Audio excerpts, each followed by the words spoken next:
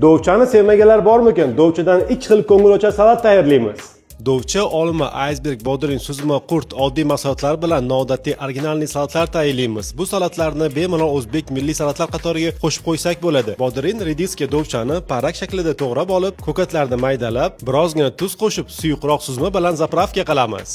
Achchiq qalampirli qurtni maydalab salatni bezatib olsak, ham mazali, ham chiroyli bo'ladi. Ikkinchi salatimiz uchun rukollani sovuq suvga 15 daqiqaga solib qo'ysak, taxir ta'mi yo'qoladi. Gladki bodring, nordon, ko'k olma va dovchani o'rtacha razmerda chiroyli qilib to'g'rab olamiz.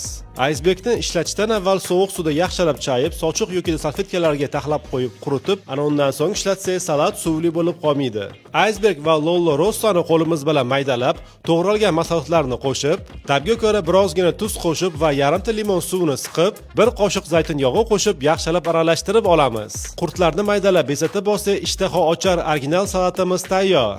Ushbu dovchali original salatlarni yaqinlaringiz uchun albatta tayyorlab ko'ring. Agarda sizga ma'qul kelsa, meni duolaringizda eslab qo'yishingiz yetarli. Ajoyib dovchali salatlarimiz tayyor. Bu salatlarni qanday nomlasak bo'ladi? Fikrlarni izohlarda kutib qolaman.